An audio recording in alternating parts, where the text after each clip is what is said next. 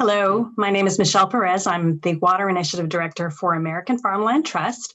And today I'm going to be sharing with you a few of the highlights of an upcoming paper that we're tentatively calling A Guide to Water Quality, Climate, Social, and Economic Outcome Estimation Tools. And on November 18th, that is our target date for releasing this paper to the public. And if you'd like to be notified when this paper does finally come out, please email me at mperez@farmland.org. So I'm going to give a few of the water quality oriented highlights. We have 7 water quality outcome estimation tools and 1 back of the envelope method that we feature in this report. There's an additional 2 greenhouse gas outcome estimation tools, 1 social tool and 1 social method, and 3 economic outcome estimation tools. And then we have an extensive recommendations section, and I'm going to go into one of them, which is we're calling for the establishment of a nationwide data set to generate and continually update calibration data that can be useful for all of these models and tools to continually improve them and help them expand to other areas as well. My co-author, Dr. Emily Cole, and I are going to be so happy to visit with you more when the paper is actually released. So thank you so much for including me, Ann Lewandowski of University of Minnesota. I feel a little bit like a fish out of water, given I'm the only non-government organization representative amongst the panelists of scientists and academics. So if you think I'm a little too far afield, you have Anne to blame, but I appreciate the opportunity to share this information with you now. Let's see if I can advance the slides. No, I don't want to do that. There we go. So why quantify project level outcomes, right?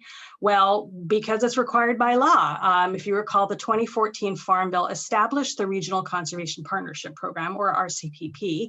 And here is an excerpt from the updated section in the 2018 Farm Bill that essentially said the partners, which can range from land-grant university scientists to nonprofit organizations, farm trade associations, sustainability supply chain leaders, federal, state, and local government ag conservationists, all of them can choose to lead an RCPP, but in exchange for the financial assistance provided by the RCPP program, they must conduct an assessment of the progress being made to achieving conservation benefits and quantifying those benefits in a quantitative form. And then at the conclusion of the project, reporting out those outcomes. It's also part of the APF, the announcement for program funding that was set forth right after the 2014 Farm Bill that said, RCPP will prioritize, NRCS will prioritize selection of RCPP projects for financial and technical assistance awards that, quote unquote, generate near-term results that are measurable from the environmental, social, and economic perspectives. So we thought this is a great, you all know, we all want to know more than just the counts of practices in acres and units being implemented out there in the agricultural landscape. We want to know what water quality, climate, social, and economic outcomes are associated with those practices. So this is not to say that this is the first time this is ever happening, certainly not. There has been a variety of scales of outcomes quantification already conducted by a variety of government and academic scientific communities. I'm sure many of you are actually members of all of these things that I'm highlighting on the screen. There's been regional scale modeling by the SEEP, Conservation Effects Assessment program. There's program scale monitoring. Recently, the Mississippi River Basin Healthy Watersheds Initiative and the NWQI National Water Quality Initiative have been using that SEEP modeling to estimate program scale nutrient and sediment reduction results. And many of you I know are involved in the long-term 10 to 15 to 20 year NIFA SEEP watershed projects. Then you've used in-stream monitoring techniques. You've used modeling techniques, some of the very same models and tools that we feature in this report. But there are many reasons to quantify project outcomes of the project scale, right? So there are hundreds of RCPP, MRBI, NWQI, and other federal conservation projects on the USDA side. There's about 1,600 at any given time on the EPA 319 watershed water quality project side of things. And I think that's just the ag-related numbers. But don't quote me, refer to the report. And so all of those project leaders could be very interested in this report. We hope that they're interested in the report because they are eager to quantify their project level results as well. They also are thinking about, educating their farmers in their project about the outcomes already achieved from farmers in the project who are already using the practices. And, I think they're hopefully, going to see outcomes quantification as a new addition to their conservation toolbox that can just generate more interest in coming out to a field day or a winter meeting. And we're hoping that, there's a lot of decision support tools out there, but the ones that can layer on the outcomes quantification, we're hoping that's actually going to get farmers to yes, even faster and accelerate that adoption. And of course, you need outcomes quantification tools to help quantify credits for water quality and climate markets, and increasingly the sustainability supply chain community is interested in quantify the outcomes and not just counting practices as well. I keep going backwards. So study methods, we used a variety of methods to find different tools, but we ultimately had to establish some criteria, right, for which tools and methods were going to make it into this report. And so we had to put on our AFT is actually an RCPP and MRBI project manager ourselves in a couple of states. And so we had to, through our lens of being a project manager and putting ourselves in our fellow conservationists' shoes, what kinds of tools do we think the majority of our fellow conservationists would actually be able to use to, with minimal effort to some effort, be able to quantify their outcomes? So we said, first and foremost, these tools or methods, they have to quantify outcomes. They can't not avoid that step. They could be either free or for a fee. They've got to be available to the general public, right? Some tools are available only to members of a certain private sector organization. 3, they've got to be intended for direct use by NGOs like us, farm trade associations, watershed project leaders, and the state and federal government. And they should not require users to be modeling professionals, right? That's fine. That's a bonus if some project managers out there have those kinds of experts on their team, but that should not be a requirement to use a tool or a method that we wanted to study and feature. And finally, just to we found at least 3 single state tools that we feature along with 32 other models and tools that did not satisfy this criteria. We did dedicate a paragraph to each of them and provide a link. And so there's certainly, they meet the criteria, except we found 3 and we're like, well, how do we cut off our research so we don't have to research all 50 states? And this was a convenient way to do that. So, this is our first best effort at this method. And so maybe if we do future iterations, or there's other groups out there that want to revisit this kind of comparison document and analysis document, they might choose to include single state tools. So once we found these 13 outcomes quantification tools, we had to ask a bunch of questions about them. And of course, that list of the questions there is just way too small to read.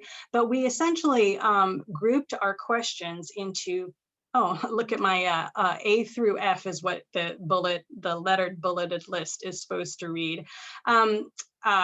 we group them into these 6 categories: about the tool, site-specific inputs, what do you need to input, and what is, made available by the underlying models and data sets of the tool, and which BMPs, can you actually analyze, which outcomes are quantified, what are the strengths and the weaknesses of the tool, who is using the tool, because we think that's going to lend a lot of credibility. If you see groups that look like yours being able to use the tool, you might be inspired to gird up your confidence that you too could use the tool.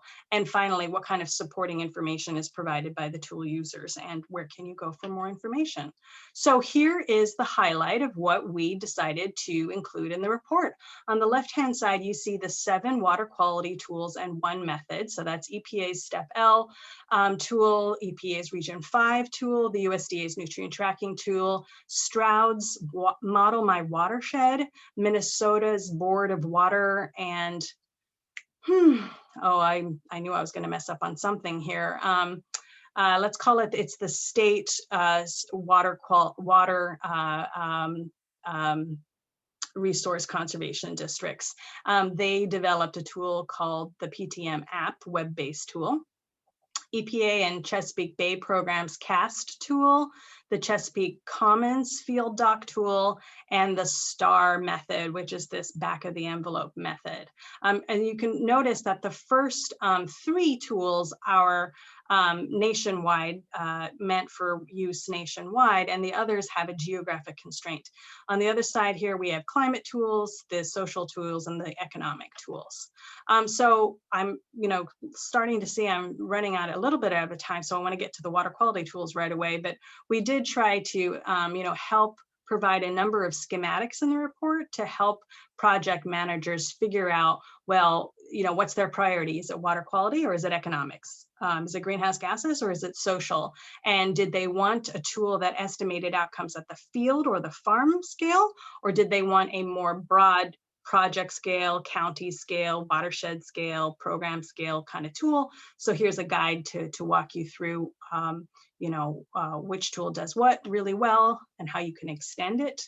And here is our first table that features the 7 water quality tools that I mentioned, and what, who are the developers, what kind of format is it, where's this primary scale of analysis occurring, and can you take it to a different scale? And we call that the secondary scale. And then what outcomes are being quantified, and to what degree of specificity. This was a big challenge for us, trying to understand, what terms do we use? Accurate or precise, right? Specific, and what do we mean by specific? Field specific, farmer input specific, management practice specific, right? So we wrestled with these and we provide a lot of definitions. And right now we're just showing you generalized estimates, because it's not a field specific estimate. So that's the contrast in this table right here. So let me put my video back. This is the draft of, we had a great schematic that was like stairs and doors, and we're trying to communicate relative ease of use, but we may revert to this pretty boring table, but hopefully, and it's incomplete, as you can see. I didn't want to include any information that I might get scolded for, but essentially we wanted to give a sense, what does it take to get into the tool? So gaining access, getting started. So once you're in, what do you do? What data do you have to come with? What data do you have to track down to set up the tool? And then how many steps approximately is it to get to the finish line? And we go through the exercise of, say you want to quantify cover crop adoption. So we're going to use the Likert scale, with 5 representing a heck of a lot of steps, a range of steps, and 1 being very, very few steps. And, you're off to the races with your estimate of outcomes. And then, jump to the section of the paper to learn more, is in that last column. And so all of those were tools that were featured in the A through F systematic discussion that we showed you. And then the STAR method is our one method that is not a tool, right? It's not a device, but it's a methodology that projects like us can use and have used and are using, in fact, to quantify our outcomes, because there is very good available data by our state nutrient reduction strategies. And so you can assemble your own data and come up with this lovingly called back of the envelope estimate. So finally, recommendations, we've got several of them going on here. And the last one has a lot of impact, I think, on you scientists, right? That we want tools to continually be improved. They need that calibration data to do so. And we need a lot more field scale research studies that are monitoring the effects of practices. And so we identified these institutions as being helpful to that, either developing the comprehensive research program or funding it in concert with the tool developers to establish this nationwide data set, continually calibrate and validate the outcomes quantification tools, estimating the effects of conservation practices on the environment. And so please email me again if you would like to be notified when the paper comes out, hopefully November 18 next week. Thank you very much.